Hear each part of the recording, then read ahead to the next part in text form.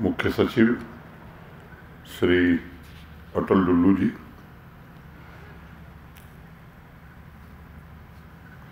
सभी सम्मानित कुलपतिगण, premiere institutions के सभी निदेशकगण,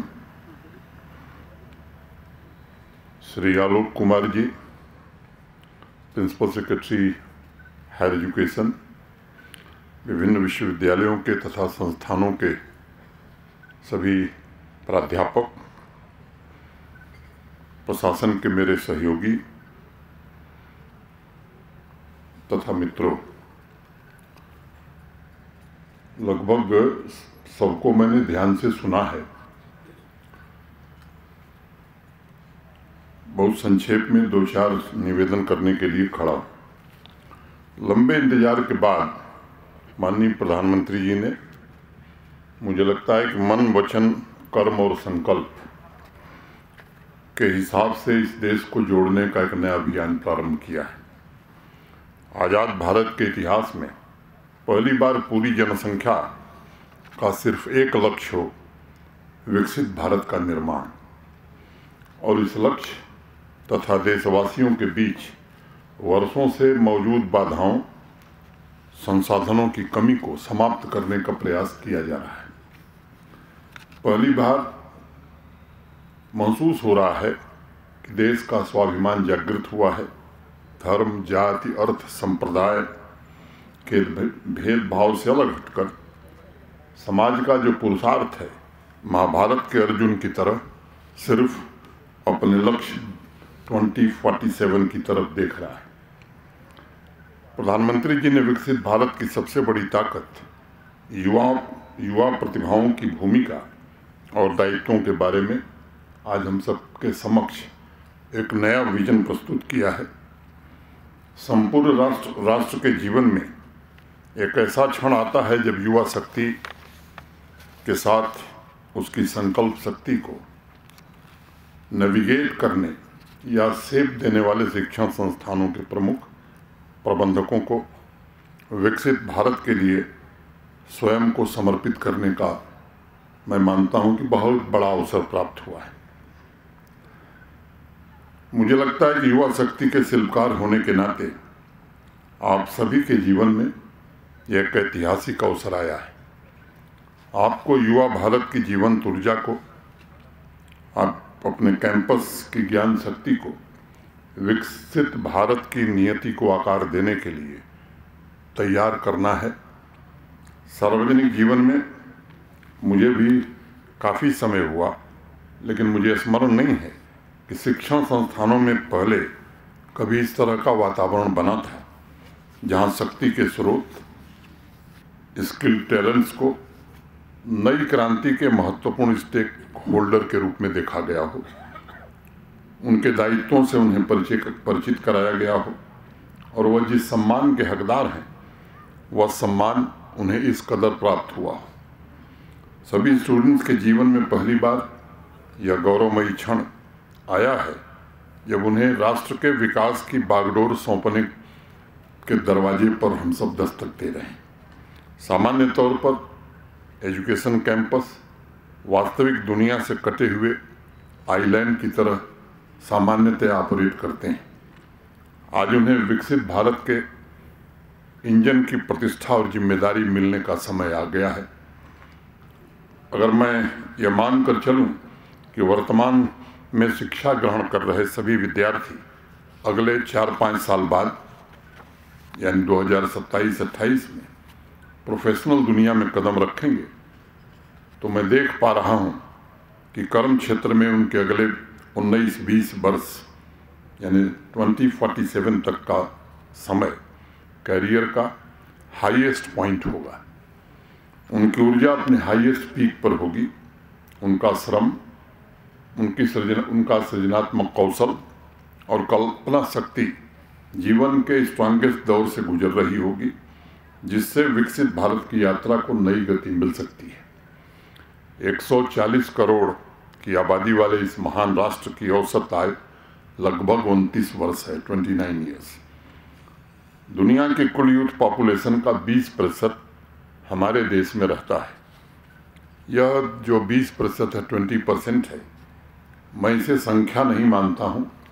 ये वज्र शक्ति है हमारी, जो भारत की नई डेस्टिनी लिखने के लिए बेताब है। सभी सम्मानित वाइस चांसलर्स और प्रोफेसर्स, मैं कहना चाहूँगा कि आजकल अनेक देशों में चर्चा की जाती है जिनका पुनर्निर्माण एक तरीके से देखा जाए तो भारत की आज़ादी के बाद शुरू हुआ था। अनेक उदाहरण हम सब जानते हैं। Japan, Germany, Singapore, south Korea के जीवन में 1950 और 1960 के दशक में एक टर्निंग पॉइंट आया और उन्होंने अपने नए भविष्य का निर्माण किया।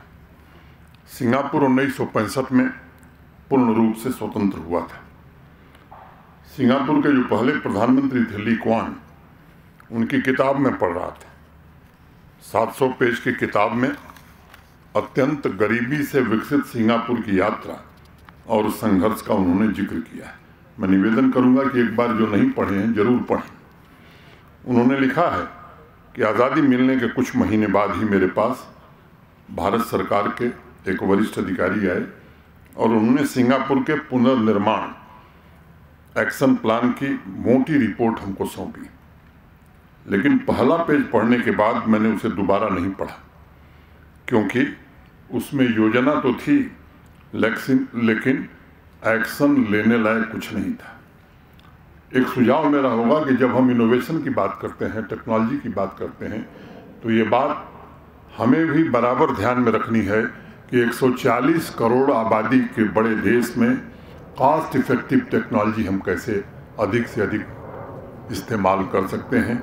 ये मेरा रिसर्चर से, इनोवेटर से विशेष रूप से आग्रह होगा। जब कोई इनिशिएटिव हम चाहते हैं कि शुरू हो, तो वो प्रैक्टिकल है कि नहीं, इसकी व्यवहारिकता को अगर हम ध्यान में नहीं रखेंगे तो मुझे लगता है कि फिर समस्या हमारे देश में खड़ी होगी। और आगे उन्होंने लिखा कि सिंगापुर ने 2 बड़े निर्णय लिए। पहला, highly skilled, highly educated workforce तैयार करने का निर्णय था। इंपोर्ट की बजाय मेक इन सिंगापुर का निर्णय।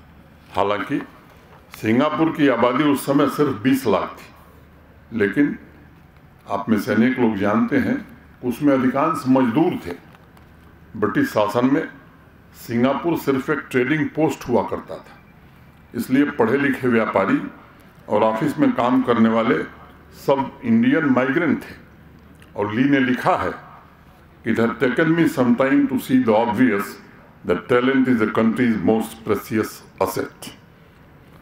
सिंगापुर के ट्रांसफॉर्मेशन की यात्रा में हाईली स्किल्ड टैलेंट्स की नर्चरिंग और उन्हें मैन्युफैक्चरिंग में अवसर देना डिफाइनिंग मोमेंट था।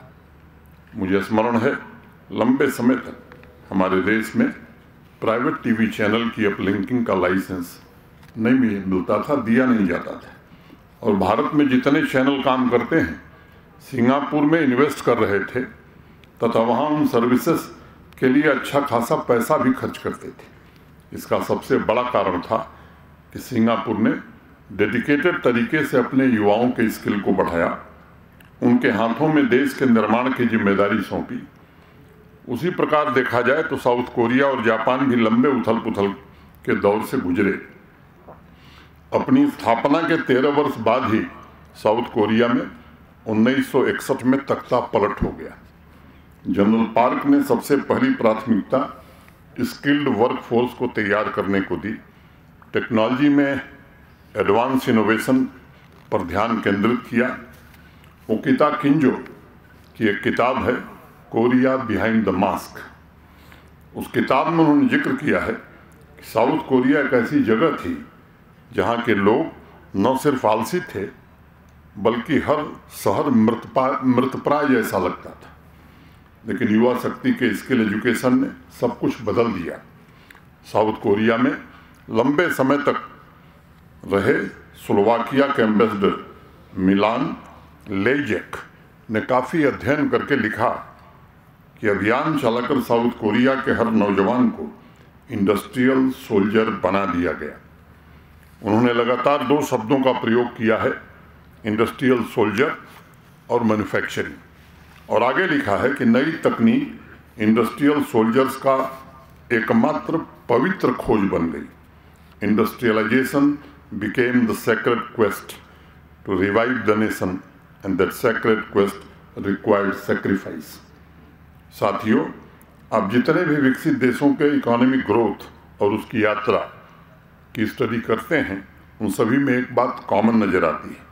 क्रांति की शुरुआत एजुकेशनल इंस्टीट्यूशन से ही हुई है, युवा शक्ति से ही हुई है। एक टैलेंट ने सोल्जर की तरह काम किया और सामाजिक औद्योगिक रूपांतरण में महत्वपूर्ण भूमिका का भी निर्वहन किया।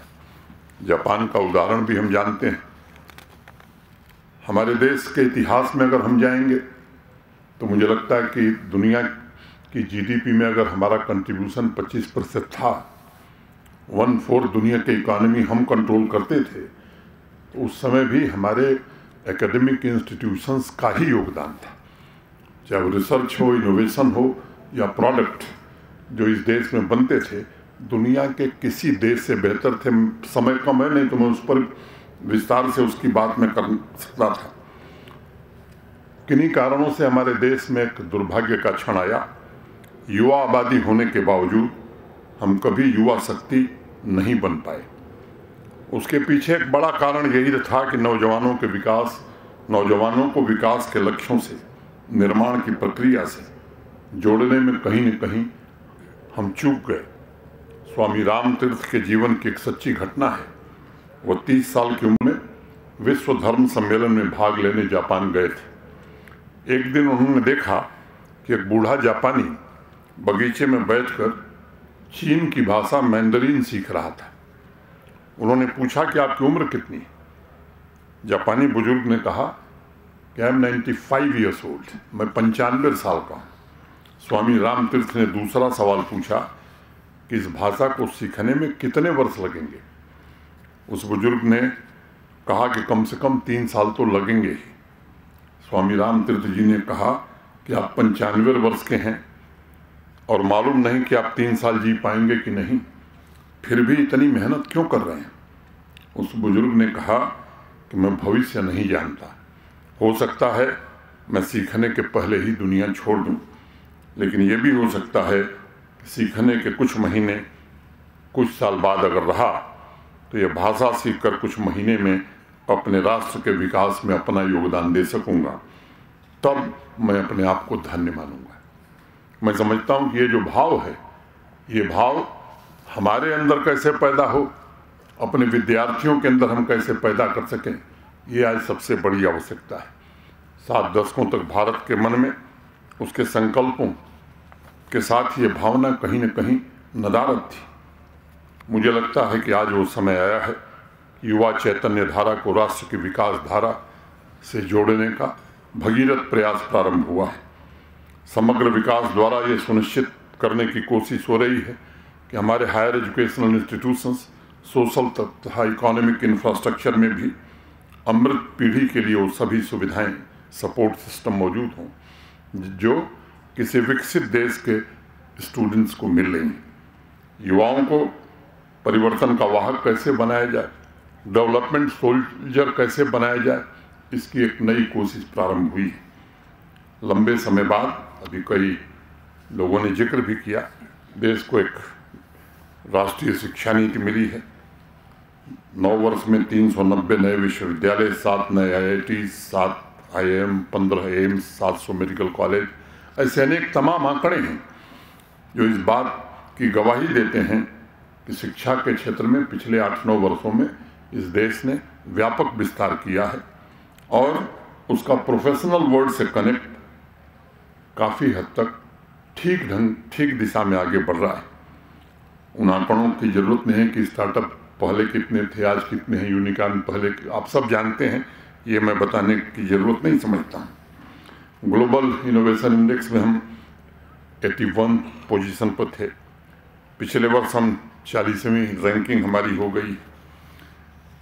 मोटे तौर पर 1.37 करोड़ युवाओं को स्किल किया गया है और अप्रैल 2020 से दिसंबर 22 के बीच 2 करोड़ से अधिक नौजवानों का EPFO पर रजिस्ट्रेशन भी हुआ है। यानी वो फॉर्मल इकॉनमी में जॉब क्रिएटर और नौकरी के अवसर प्राप्त करके उद्यम की नई संस्कृति से जुड़े हैं। 2017 से जनवरी 2023 के बीच 4.70 करोड़ नौजवानों ने जॉब शुरू किया है। उनके टैलेंट की ऊर्जा आज देश की ऊर्जा बन रही है। हमारे सामने जम्मू कश्मीर का ज्वलंत उदाहरण है। Living with limited production functions कहते हैं, एक शब्द इस्तेमाल करते हैं। अभी मैं देख रहा था कि जो नेशनल एवरेज है जीडीपी का, हम आज कहाँ खड़े हैं। आप सबसे मैं निवेदन करूंगा कि इस पर जरूर हम विचार करें, कैसे इसे तेजी से हम बढ़ा सकते हैं, इस पर भी आप सुझाव दें। और कई मित्रों ने कहा जम्मू कश्मीर जब विकसित भारत बनेगा तो उसका योगदान किसी से कम न हो। मैं आप सबसे अपेक्षा रखूंगा, निवेदन करूंगा कि आपके सुझाव निश्चित रूप से हमारी ताकत बनेंगे, हमारा मार्गदर्शन करेंगे। ये अमेरिकन इकोनॉमिस्ट वॉल्ट रूस्तो ने इसे डिफाइन करते हुए लिखा कि ऐसी व्यवस्था जिसमें ग्रोथ पर सीलिंग हो और जिसमें प्रोडक्टिविटी और क्वालिटी ऑफ लाइफ उस सीलिंग में सीमित हो। इस परिस्थिति से लंबे समय तक हम लोग गुजरे हैं। अब मैं कह सकता हूं कि स्थिति में काफ़ी बदलाव यहाँ भी आ रहा है, चाहे वो इंस्टीट्यूशंस के मामले हों, मेडिकल कॉलेज के मामले हों, हॉस्पिटल्स के मामले हों, इंफ्रास्ट्रक्चर का मामला हो, इंडस्ट्रियल डेवलपमेंट का मामला हो, रूरल ग्रोथ हो, एंटरप्रेन्योरशिप डेवलपमेंट हो। अब जम्मू कश्मीर की इकॉनमी के टेक ऑफ के लिए जो प्री कंडीशन होनी चाहिए, मैं समझता हूं उसे बनाने में आप सबके सहयोग से काफ़ी हद तक सफलता मिली है। आज गाँव में भी एंटरप्रेन्योरशिप के लिए प्रतिस्पर्धा प्रारंभ हुई। युवा जम्मू कश्मीर में 2021 से नवंबर 2023 के बीच लगभग 7,40,000 नौजवान, ये बैक टू विलेज का किसी ने जिक्र किया, उसका एक प्रमुख कार्यक्रम ये भी था कि हर पंचायत से 15 यूथ को आइडेंटिफाई करना, उनकी हैंड होल्डिंग करना और उनको आर्थिक सहायता दिलाना। तो ये संख्या करीब 7,40,000 हो गई। 6.8 लाख महिलाएं रूरल इकोनॉमी की प्रोडक्टिविटी में अपना योगदान दे रही हैं सेल्फ हेल्प ग्रुप्स के माध्यम से। एजुकेशनल इंस्टीट्यूशंस में आइडियाज़ के इंक्यूबेशन के लिए एक स्वस्थ प्रतिस्पर्धा जम्मू कश्मीर में प्रारंभ हुई है। स्टार्टअप्स को स्थापित करने से लेकर उनकी मेंटरिंग और हैंड होल्डिंग तक की प्रक्रिया तेज गति से आगे बढ़ रही है। ट्रेड तथा बिजनेस उस फेज या ट्रांजिशन से गुजर रहे हैं जिसे इंडस्ट्री की भाषा में मॉडर्न इकोनॉमिक एक्टिविटी कहा जाता है। एक ऐसा वातावरण बना है जिसके लिए मैं कह सकता हूं कि our youth are ready to lead. और मैं समझता हूं कि नौजवानों का इस ट्रांजिशन फेज में पार्टिसिपेशन सबसे महत्वपूर्ण है। माननीय प्रधानमंत्री जी ने इस पहल के द्वारा ये सुनिश्चित किया है कि उनकी एबिलिटीज़, उनके स्किल्स, उनके पावर ऑफ आइडियाज़ विकसित भारत के संकल्प को साकार करने में महत्वपूर्ण भूमिका का निर्वहन करें। यहाँ उपस्थित सभी सम्माननीय कुलपति, निदेशक, डीन, प्रोफेसर्स से मैं निवेदन करना चाहता हूँ कि 3 बातों पर हमें विशेष रूप से ध्यान देने की आवश्यकता है। हाउ शुड ए विकसित Bharat look like in 47? What do we need to do to reach this goal? What can you do to make विकसित भारत 2047 पॉसिबल? ये 3 मुख्य बिंदु हैं और फ्यूचर के 5 थीम क्या हो सकते हैं, ये हमारे बिल्डिंग ब्लॉक्स क्या हो सकते हैं। I strongly believe when you have immense youth energy to rally around the common goal, it attracts and inspires participation of the society in equal number to share the gains from technical skills and knowledge. Youth has absolute power to create a new vision for society. Youth has the potential to provide the nation influential ideas that will self-replicate and set the development agenda. सभी विकसित देशों के अनुभव से हमें मालूम है कि जिस बिंदु पर समाज में डेवलपमेंट और ग्रोथ नॉर्मल कंडीशन, सामान्य स्थिति बन जाते हैं, तब उसकी इंडस्ट्री और एग्रीकल्चरल एडवांसमेंट को कोई ताकत रोक नहीं सकती। मुझे भरोसा है कि हमारी युवा शक्ति वह नॉर्मल कंडीशन तैयार कर सकती है फ्यूचर एक्शन के लिए। जिन 3 बिंदुओं पर कंसल्टेशन होगा उससे हमें स्टूडेंट से संबंधित एक महत्वपूर्ण परिणाम मिलने वाला है।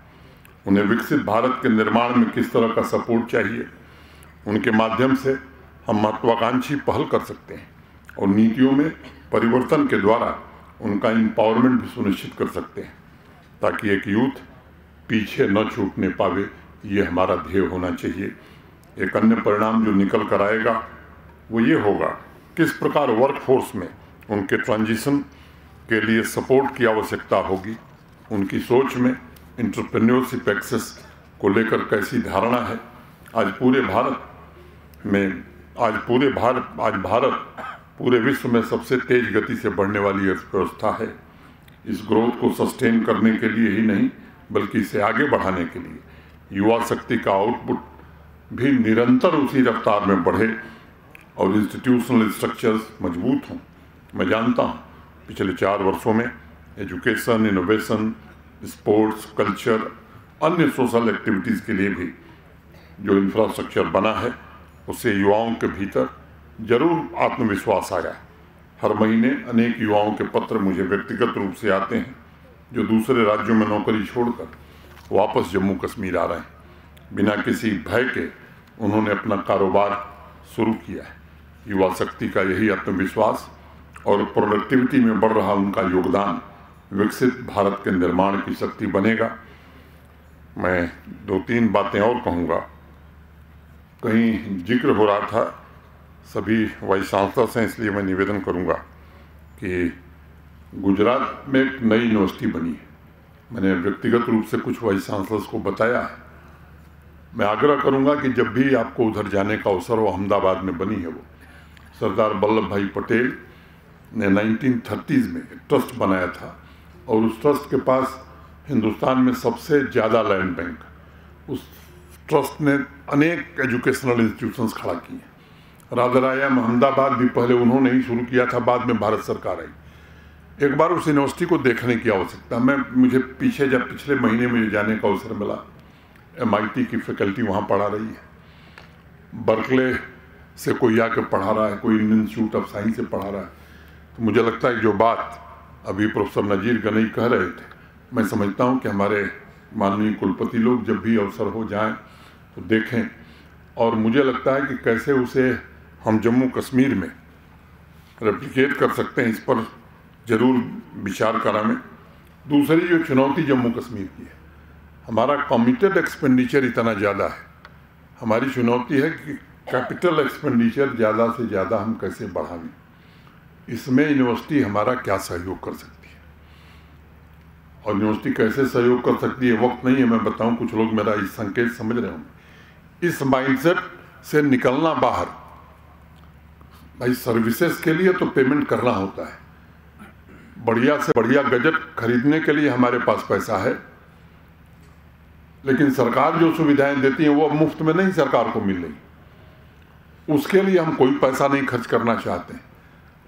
मैं समझता हूं कि आप सबसे मेरा विनम्र निवेदन होगा, सरकार और प्रशासन की अपनी एक सीमा है, आपका सहयोग मिलेगा तो इस मनोस्थिति को बदलने में मुझे लगता है कि बड़ा सहयोग मिलेगा। और ये बड़ा ज़रूरी है कि कैसे जब तक कैपिटल एक्सपेंडिचर बड़ी मात्रा में हम नहीं बढ़ाएंगे तो स्वाभाविक रूप से मुझे लगता है कि जो लक्ष्य हम पाना चाहते हैं वो नहीं पा सकते हैं। अनेक यूनिवर्सिटी शहरों की और अपने प्रदेशों की इकॉनमी को बढ़ाने में योगदान दे रही। क्या यह सोचने का समय अब आ गया है जम्मू कश्मीर के विश्वविद्यालयों को कि इकॉनमी में हमारा क्या कंट्रीब्यूशन हो सकता है। एक अंत में जो श्रीवास्तव जी ने कार्यक्रम जो अभी संवाद किया कि स्टूडेंट्स को कैसे जोड़ा जाए, मेरा निवेदन होगा कि लंच के बाद आलोक जी 5-10 लोग बैठ करके उसका एक स्ट्रक्चर्ड फॉर्मेट तैयार कर दें, क्योंकि सुझाव बहुत ही अच्छा उन्होंने दिया है। उसको स्ट्रक्चर्ड फॉर्मेट में अगर हम बना देंगे, और एक दूसरा निवेदन होगा कि स्टूडेंट्स के लिए तो हम बना ही रहे हैं, क्या ये हिम्मत हम कर सकते हैं कि टीचर्स के लिए भी एक स्ट्रक्चर्ड फॉर्मेट हो जाए कि अगले 3 साल तक जम्मू कश्मीर के हायर एजुकेशन को ले जाने में हमारा क्या योगदान होगा। इतनी ही बात कह के मुझे उम्मीद है कि हर यूनिवर्सिटी 3000 से ऊपर, और मैं तो चाहूँगा 5000 से ऊपर सुझाव इस विषय पर दे। सभी टास्क सबमिशन से संबंधित जानकारी माईगॉव पर इन्फोग्राफिक्स का एक्सेस, यूनिवर्सिटी के सोशल मीडिया और वेबसाइट द्वारा लिंक एक्सेस करने जैसी सुविधा और जानकारी स्टूडेंट तक सुनिश्चित कैसे कर सकते हैं। सभी टास्क विकसित भारत के लक्ष्य के प्रति कैंपस में एक वाइब्रेंट वातावरण तैयार करेंगे और अपना योगदान देने के लिए विद्यार्थियों को स्वस्थ प्रतिस्पर्धा, स्वस्थ कंपटीशन की भावना भी जागृत करेंगे। मैं एक बार फिर से आप सबका राजभवन में हृदय से स्वागत करता हूं। आप सब आए, मैं आप सबको हृदय से धन्यवाद देते हुए, जैसे पहले के कार्यक्रमों में अनेक ऐसे कार्यक्रम हुए हैं, 1% आबादी होने के बावजूद जम्मू कश्मीर इन राष्ट्रीय कार्यक्रमों में, अनेक कार्यक्रमों में पहले स्थान पर रहा है। अभी मेरी माटी मेरा देश का कार्यक्रम था, हमारी आबादी 1% है, लेकिन प्रधानमंत्री जी ने वहाँ इनाम प्रथम पुरस्कार जम्मू कश्मीर को दिया। मैं आप सबसे निवेदन करना चाहता हूँ कि इस लगन से हम इस काम को आगे बढ़ाएं, इसमें भी पहला पुरस्कार जम्मू कश्मीर को ही मिले, ये एक चुनौती हमें स्वीकार करनी चाहिए। बहुत बहुत धन्यवाद। नमस्कार।